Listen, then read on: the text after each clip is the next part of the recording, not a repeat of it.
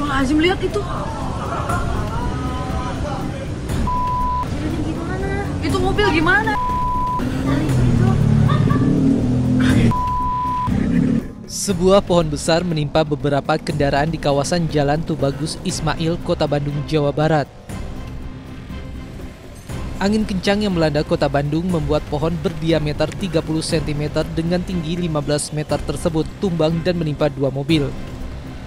Beruntung saat kejadian sang pengemudi sudah berada di dalam kamar kos. Petugas pemadam kebakaran mengevakuasi batang pohon yang menimpa dua mobil tersebut. Dalam kurun waktu 2 jam, petugas dapat mengevakuasi batang pohon. Yang paling parah mungkin kendaraan yang ini, mini jeep mungkinnya ini, itu tertimpa batang pohon yang sangat besarnya gitu. Jadi kita tadi menurunkan langsung 2 tim, 2 regu, dan alhamdulillah kita langsung ke sini tidak ada korban jiwa. Akibat kejadian ini, salah satu kendaraan mengalami kerusakan yang cukup parah.